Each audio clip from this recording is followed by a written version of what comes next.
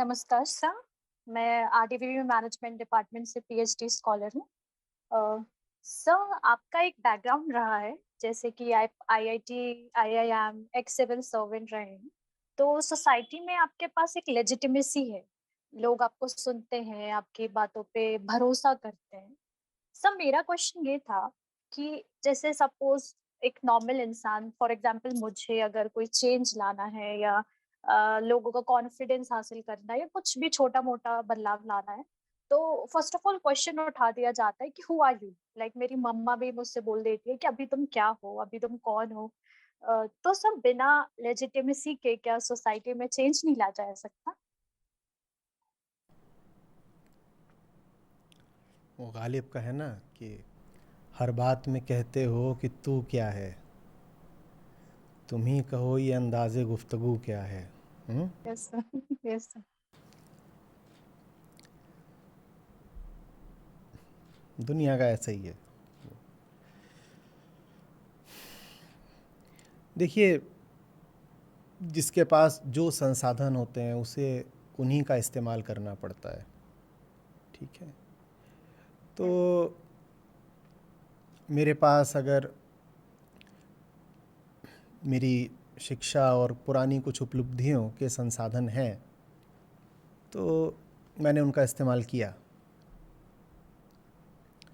आपको भी देखना पड़ेगा, तलाशना होगा कि आपके पास क्या संसाधन है। ले दे करके इतना ही करना है कि सामने वाला आपकी बात सुननी शुरू कर दे। Yes sir. एक बार उसने बात सुननी शुरू कर दी, उसके आगे तो महत्व बात का जी। है ना? आपका जो भी पुराना परिचय होता है या उपलब्धियां होती हैं, उनका महत्व तो बस इतना ही होता है कि आपके लिए दरवाजे खुल जाएंगे। चाहे वो कान के दरवाजे हों या घरों के दरवाजे हों, दरवाजे खुलेंगे, आपको प्रवेश मिलेगा।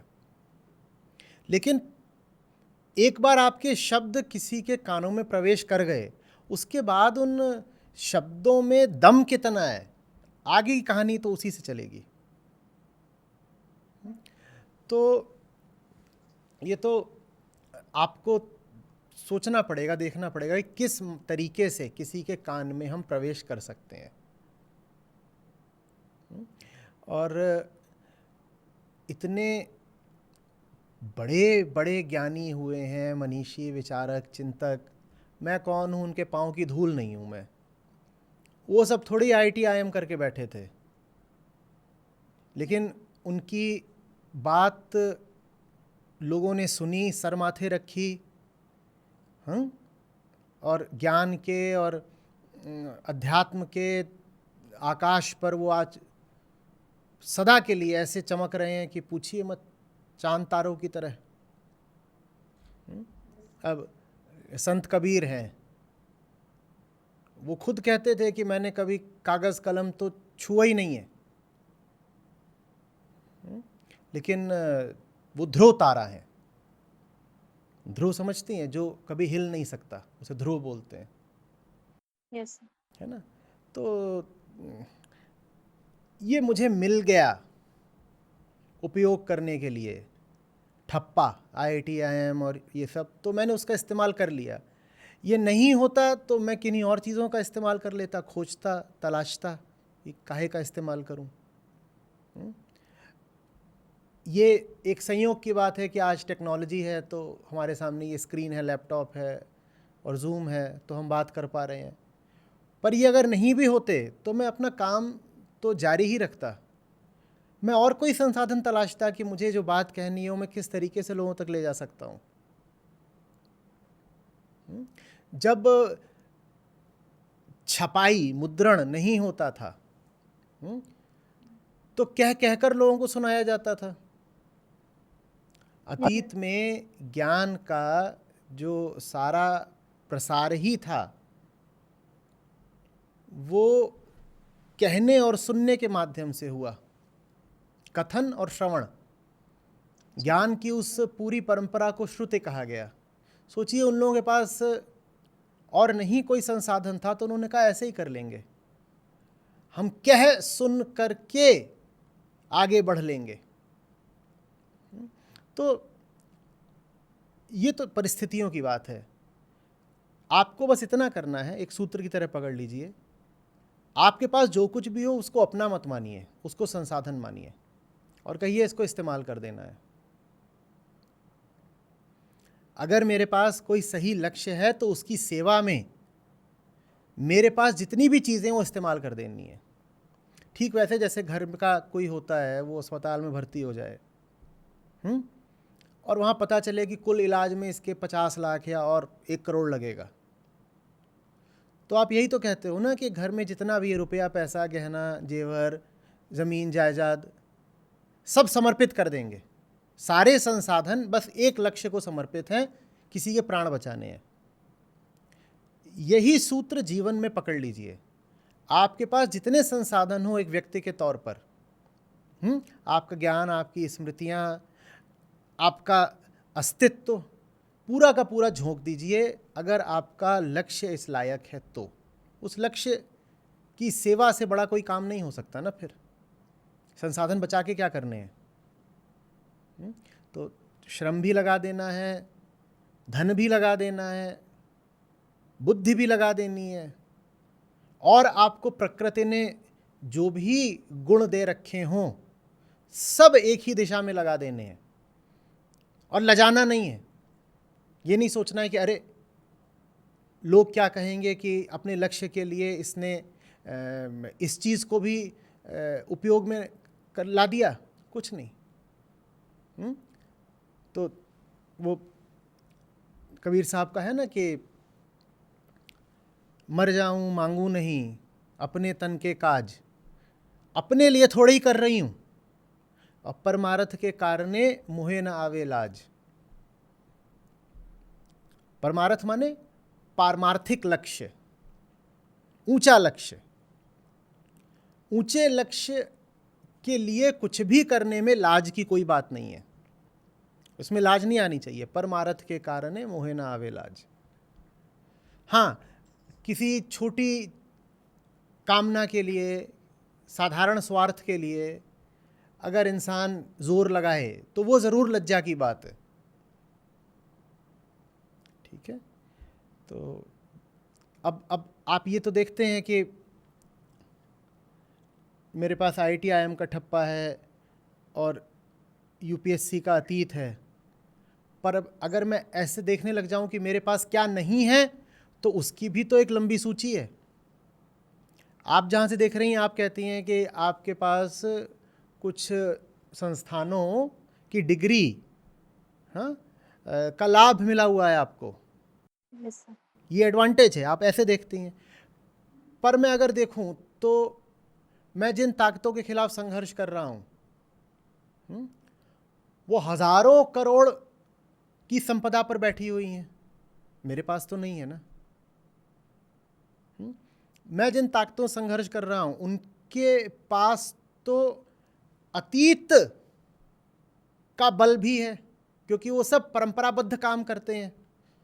तो कहते हैं देखो हम जो काम कर रहे हैं इसको तो परंपरा का अनुमोदन मिला हुआ है, सैंक्शन्ड बाय ट्रेडिशन।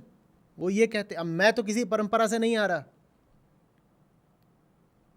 वो जो काम कर रहे हैं उस काम को करने में चूंकि वो एक आश्रम या परंपरा से आते हैं तो उनको बहुत सारा काम बना बनाया मिल गया। मुझे तो कुछ बना बनाया नहीं मिला, मुझे तो सब कुछ शून्य से शुरू करके बनाना पड़ रहा है।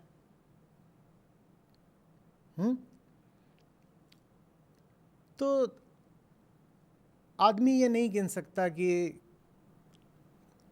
सौभाग्यवश उसे क्या क्या मिला हुआ है और दुर्भाग्यवश दूसरों को क्या क्या अधिक मिला हुआ है। इंसान का कर्तव्य है बस ये कहना कि मेरे पास जो कुछ भी है, छोटा बड़ा अच्छा बुरा, सब समर्पित कर दिया उस एक लक्ष्य को जिसको जाना कि आवश्यक है। ये इंसान का काम है। बहुत मामलों में मैं अगर सोचना चाहूँ तो ये बिल्कुल सोच सकता हूँ कि मैं कितना अभागा हूं। कुछ भी नहीं है मेरे पास, सब कुछ एकदम कि जैसे पहले बीज डालो, फिर पानी डालो, फिर खाद डालो, फिर फसल पैदा करो, फिर उसमें से अन्न उठाओ, फिर आटा बनाओ, फिर रोटी बनाओ, फिर भूख बुझाओ। इतनी लंबी प्रक्रिया से मुझे सब करना पड़ रहा है, एकदम नई जमीन तोड़नी पड़ रही है। और दूसरे लोग होते हैं, उनका क्या सौभाग्य होता है, उनको बहुत कुछ विरासत में मिल जाता है, पका पकाया मिल जाता है। मैं भी ऐसे सोच सकता हूं, पर ऐसे क्या सोचना। ठीक है, जो भी आपको प्रकृति प्रदत्त है उसका भरपूर इस्तेमाल करिए। और जादू इसमें कुछ ऐसा होता है कि जो व्यक्ति सब कुछ सौंप देता है अपना, वो पाता है कि उसको और ज़्यादा उपलब्ध होता जा रहा है और सौंपने के लिए। अध्यात्म में इसको बोलते हैं गिविंग फ्रॉम एम्प्टी पॉकेट्स। आपकी जेब में जितना भी है उतना सौंपती चलिए।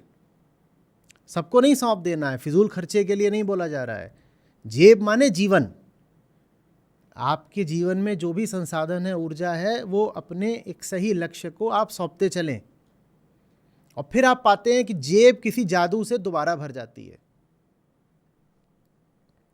जेब जो है वो किसी जादू से दोबारा भर जाती है। वो पुरानी कथा है ना, कृष्ण और द्रौपदी की। तो पांडव सब जुए में हार करके जंगल की खाक छान रहे थे। शर्त रखी गई थी कि चलो जंगल, तो जंगल पड़े हुए थे।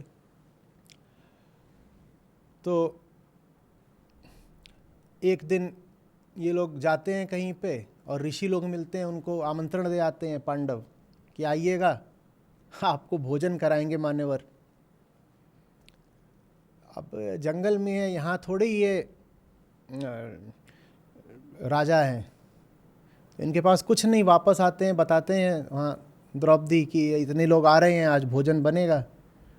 वो सर पकड़ लेती है, बोलती है इतनों को बुला लाए हो, अपमान होगा। अब कुछ भी नहीं है, कुछ भी नहीं है। तो कृष्ण का स्मरण करती हैं। कृष्ण बोलते हैं कुछ तो होगा, तो तलाशती हैं। तो क्या होता है उनके पास? चावल का एक दाना। वो बोलते हैं पकाओ, इसी को पकाओ। बोलती हैं पता नहीं कैसी बात कर रहे हैं। बोले अगर तुम्हारे पास कुल इतना ही है तो तुम इसी को परोस दो, बस बचा के कुछ मत रखना। तुम्हारे पास अधिकतम जो कुछ है वो पूरा परोस दो। फिर आगे की कथा है। देखिए, कथाएं होती हैं, कथाओं में तथ्य की तलाश नहीं करनी चाहिए, कथाओं में सीख की तलाश करनी चाहिए। कथाओं को ये नहीं पूछना चाहिए कि ऐसा सचमुच हुआ था क्या, वो सवाल ही गलत है कि सचमुच हुआ था कि नहीं। ये पूछो इस कथा में सीख क्या निहित है, वो सवाल है।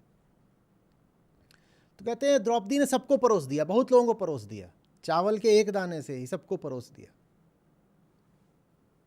हाँ? मतलब क्या है? आप कुछ बचा के मत रखिए। आप बहुत गरीब हों तो अपनी गरीबी ही परोस दीजिए, काम हो जाता है, काम हो जाता है। ठीक है, और आ जाता है। सब मीन्स तन मन धन सब निछावर करना, जो कहावत है। जो आपको पता है कि आपके पास है, उसका तो उपयोग करना ही है। जब आप पूरा उपयोग करेंगी तो ऊर्जा के नए स्रोत भी उपलब्ध हो जाते हैं। ऐसी ऐसी जगहों से भी सहायता आ जाती है जहां से अपेक्षा ही नहीं थी। यही जादू है, इसी को मैं कह रहा था, गिविंग फ्रॉम एम्प्टी पॉकेट्स।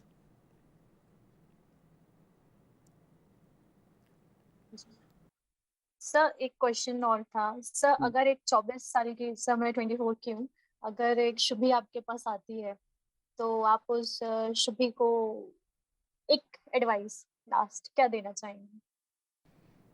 नहीं, मैं उससे कहूँगा कि सबसे पहले तो तुम अपना खाका खींचो, तुम हो कौन।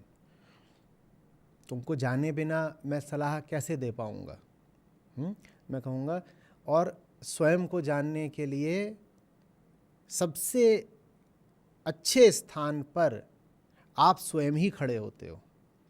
खुद को जानना है ना, तो खुद को जानने का काम खुद से बेहतर कौन कर सकता है? तो मैं शुभी से कहूँगा, शुभी बैठो और थोड़ा अपनी ज़िंदगी का एक रेखा चित्र खींचो। थोड़ा पहचानो तुम कौन हो। आज 24 साल हो गए, कहाँ से चल के कहाँ तक पहुँची हो। देखो मन में इच्छाएं कामनाएं क्या हैं, किधर को जाना है। और मामला बहुत लंबा है नहीं, कुल जितनी ज़िंदगी होनी है शायद उसका 1/3 आप जी चुकी हो। भारत में जो औसत आयु रहती है, हाँ, बस इतनी ही रहती है। तो अगर 3 दिन मिले थे जीने को तो 1 दिन तो गंवा चुकी हो। अब ये जो बाकी 2 दिन बचे हैं, देखो कि ये इनका करना क्या है। ऐसे मत अपने आप को एक भ्रम में रखो कि जीवन अनंत है। मौत सामने ही खड़ी है, जीने के लिए कुछ बरस मिले हैं। ईमानदारी से पूछो, क्या करूं इन बरसों में कि आनंद रहे, संतोष रहे, गरिमा रहे, तृप्ति रहे। और जब ये समझने लगते हो तो आगे के सारे कर्म अपने आप ठीक होने लगते हैं। धन्यवाद आचार्य जी।